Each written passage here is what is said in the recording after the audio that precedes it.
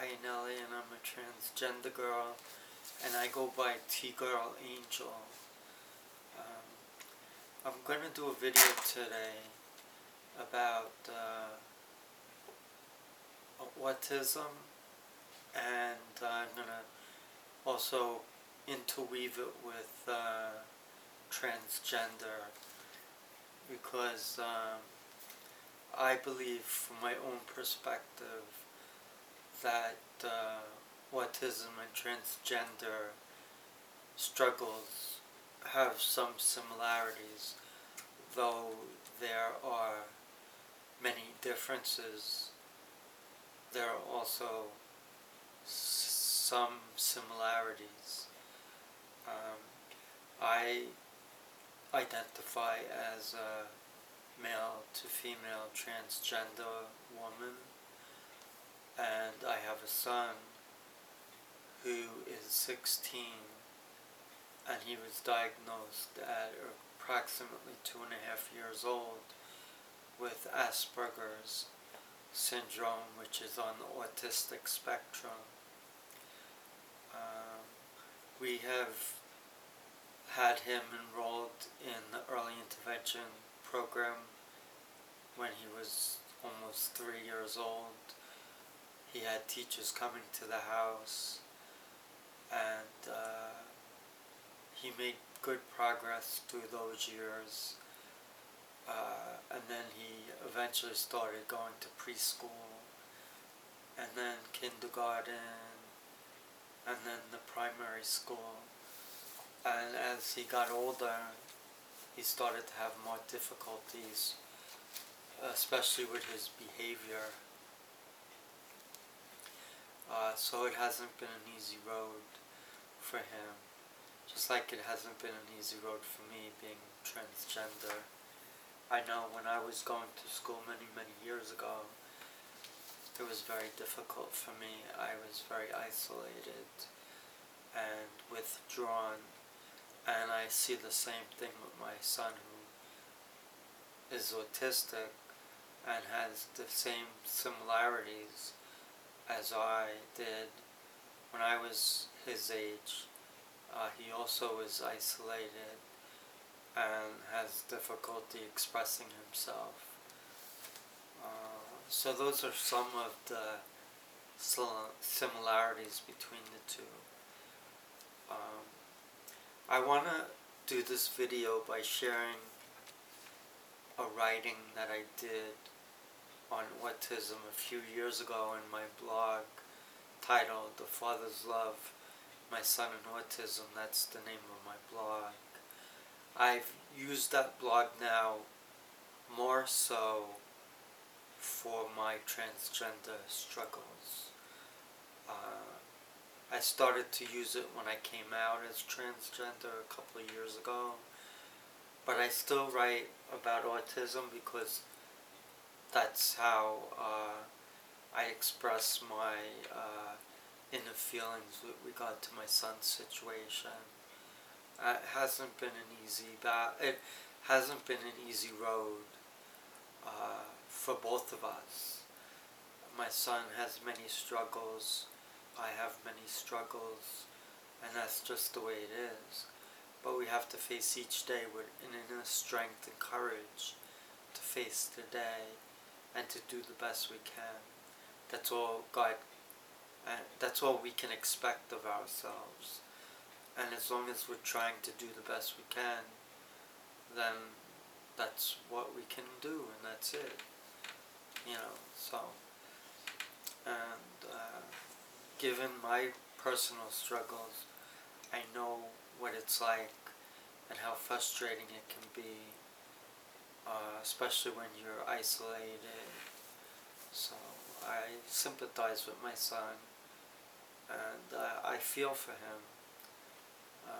I wish that there were things I could do to make his life more happier, but I also have to look at my own inner self and try to be happy myself. And before I can help my son, I need to be able to help myself too. So that's very important. So I'm going to read my writing that I wrote a few years ago in my blog. And I had dedicated it at that time to my son. The life we live is based on so many factors and influences that shape us and help form our views, opinions, and approach to how we live our life and how we conduct ourselves. I find writing is a very important outlet, and it helps me stay focused and directed in my life, and it helps me to realize what is most important. Having a son on the autistic spectrum, I try to always be there to help him and guide him properly. It seems that sometimes we get caught up in our busy lives that we on occasion lose sight of our true priorities.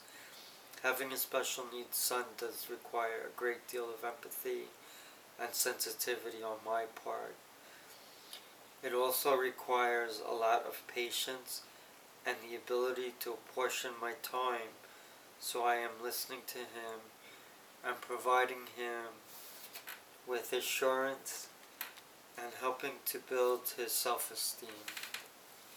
It is my dream that my son will find the inner strength to challenge himself, to be his very best, and the wisdom to know that he is special and very gifted, and that he can do anything he sets his mind to. All those special times spent with very special people in his life hopefully will help him realize how much he is loved and cared for, and that he is always our number one priority. It is my sincere hope that I will always have the privilege of being there for my son, and that he will always know that he can count on my wife and I throughout his life. It is my wish that my son will grow up and have every opportunity he deserves, and that he will always know he has great potential and ability and can live a life of great promise and wonder. I want my son to know he does not have to feel alone and different. I want him to realize how great a friend he can be and how very special he truly is. I pray for my son that things will get a little bit easier for him each and every day, and that he should never get discouraged. He should know that he has us in his life and that we will always be by his side. That's part of that writing, and this is a continuation. That first writing was in my hub pages, which is another blog, and this is my actual blog that's titled "A Father's Love, My Son in Autism." Our son is 16 years old and struggles daily with autism since age 3. I identify with my son for different reasons. I'm transgender, knowing since age 3. Emily. Now, the title of my writing, and I wrote this in August of 2010, so it's quite a while ago, but it's still popular, and there are many sites that actually copied this link and they share it on their own website, so I feel honored about that. I just wish that there was some financial benefit from it, because I am struggling financially, but anyway. A dream, a hope, a wish, a prayer, a life, and autism. It is very important in our lives to dream as young children and to always be encouraged by our parents to reach for the stars in all that we do. When we are kids, we are constantly evolving and growing, and we are always learning and developing throughout our youth. The time in the life of a young child is very special, and it should be filled with hope optimism, encouragement, enthusiasm, wishful thinking, and prayers to God for our child's good health, happiness, and a life filled with promise, hope, dreams, vision, and self-confidence. It is every parent's hope that their child is healthy and able to develop naturally and adapt to the typical changes that children encounter as they grow. We are all grateful for being blessed with a child in our life, and we always want the best for them. If a child is born with autism or some form of disability, it means that child will have some challenges ahead in their life, but they should have the same dreams and hopes that every child needs to have in their life. My son is autistic, and he has challenges that we are trying to help him deal with. At times it seems he will have his share of difficulties and periods of isolation. I only wish that he could realize when he struggles that he has the love and support of his mom and dad, and he has many in his corner working to help him. For many people, autism is not really understood, and from outward appearance, for the typical person raised in a typical community, very difficult to assess. There are many autistic children who from first impression seem normal in ways, so when they seem to react out in an inappropriate way to the dismay of others, it seems they are defiant and unruly. This for most autistic kids is the furthest from the truth, and it seems the parents are thought of as not being able to discipline their children. The reality is that the parents will do anything to help their autistic child, and they put so much time, effort, and compassion into raising their special child so they can hopefully fit in and have lesser outbursts and meltdowns. It is not easy raising an autistic child, and for most families it tests their very limits of patience and endurance, and adds a great deal of stress and financial pressure on the family. It is very important to accept the situation and work together with family and all in the support network to help that autistic child find their way in the world. To an autistic child, the world can be a very scary and intimidating place, and they would rather live in their little place that is safe and free from confrontation. Autistic children tend to have social difficulties and feel that they cannot fit in, unfortunately.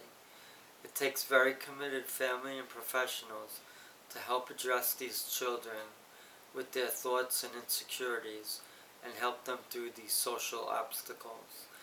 It is our dreams, hopes, wishes, and prayers that help us through these challenging times and give us the insight and knowledge that will help us find the dedication we need to get our autistic child on the right path in their life so they can have the same chances and opportunities that all children deserve in their life. The one thing I have learned about raising an autistic child is that my sense of life and purpose evolves around my son, and everything I do or plan to do is for helping him become better and more self-confident.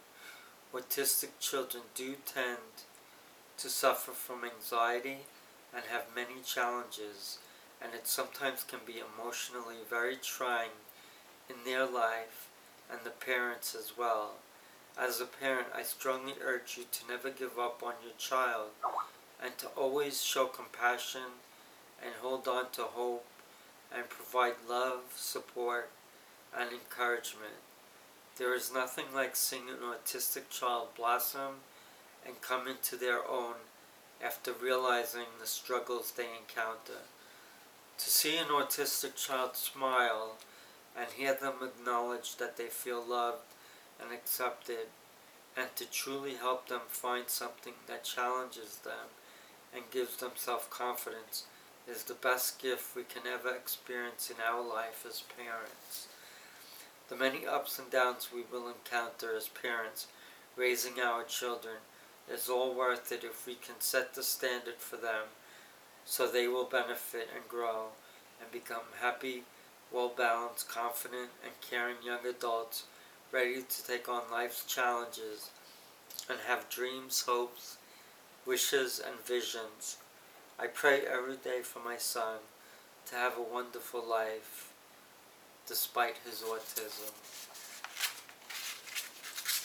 So this was one of my writings, and it seems to have gotten some popularity, and as I said, it has been circulated on other autism websites. I think one such site is called the Autism Support Network. So if you happen to go searching on Google or Bing, just type in my name, Emily Iannielli, or it might be under my male name, Edward Iannielli, and you should see that in the search. Just Google my name and autism, and you'll see a lot of written articles, and you'll come across my blog as well. Now,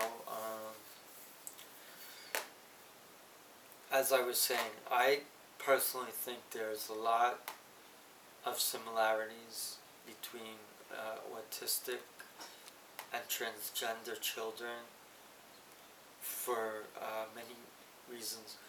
Both have very hard times expressing themselves socially for different reasons, of course.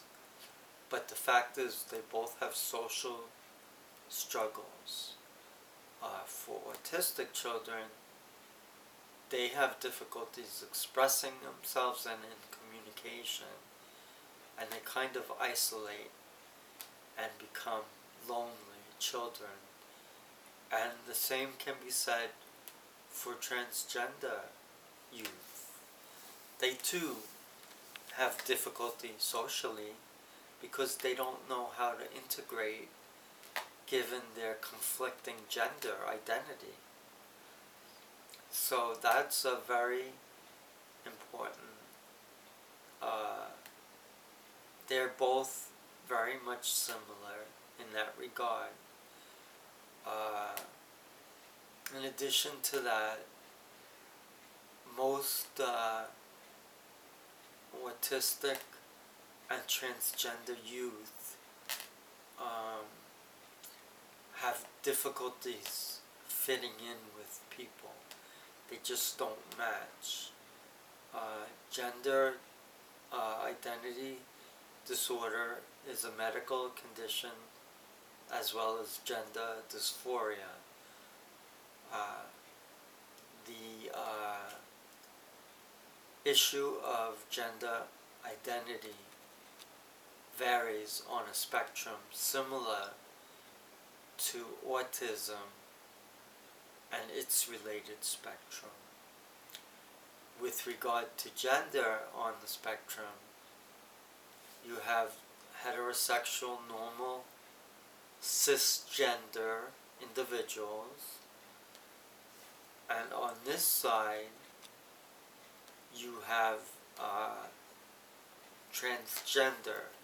Now within the transgender spectrum, you have cross-dressers, which are normally heterosexual men who derive gratification from wearing women's clothing. And on this side, you have transgender and transsexual, and their struggle with their gender identity is severe, and it goes to the point that not only do they want to change their bodies, but they'll do anything. So they'll go for counseling, they'll do hair removal. They'll seek therapy for the administration of the hormones. And hopefully over time, once they progress through the standards of care under Harry Benjamin, they'll be able to eventually do gender reassignment surgery. But that's on the severe side of the transgender spectrum. Now, for autistic children and individuals, you have low functioning autistic and high functioning autistic. Generally, the low functioning children have a lot of difficulty communicating and talking. Many children don't have that ability to express themselves through verbal language, and it's a very difficult challenge for them. Sometimes they get very frustrated, they have meltdowns, they bang their heads against the wall. So it's a very difficult thing for a parent to adjust to. And then you have the higher end, where the children are able to be productive and express themselves and communicate, but they have social difficulties and they don't quite fit in, just like transgender individuals. They have a hard time expressing themselves. People who have gender identity are not able to truly express themselves because they fear ridicule and abandonment and potentially hate crimes waged against them. So you definitely can see the parallels between transgender and autistic children and adults. So I think, like, I can certainly identify similar struggles between my son and I, and I'm sure if you polled doctors, they would be able to document that there certainly are similarities. And also I've heard where not only is someone autistic, but in addition to being diagnosed with autism, in their case, they were also diagnosed with transgender. Now, the odds of being autistic and transgender are very minimal. The odds of being born transgender is minimal enough, but to be autistic and transgender would be very minimal at best. Now, for children born autistic, that's another story, because there are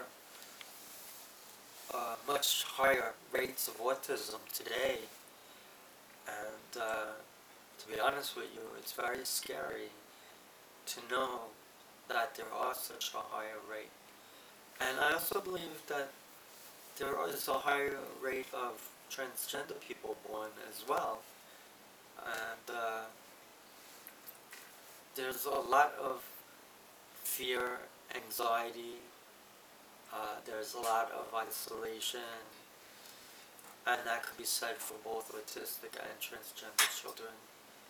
So as you delve deeper and you question and you're familiar with the subjects, you'll get to see the pattern between the two situations. I identify as a female, and I've known that ever since the age of 3. My son was diagnosed with autism, and we got him help at the age of 3. So that's certainly a parallel. And as I said, I was a very painfully shy young kid growing up. And my son is a very reserved boy, who's a good boy, and very compassionate and fine young man. He's growing into young adulthood. I can't believe it, because I remember when he was young and I was cradling him in my arms.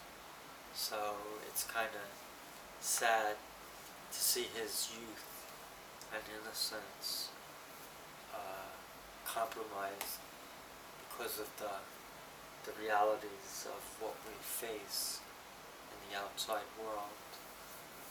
My son is a very strong young kid, and I have every confidence that he'll make it and he'll overcome his challenges, just like I have overcome mine. And it took me a long time.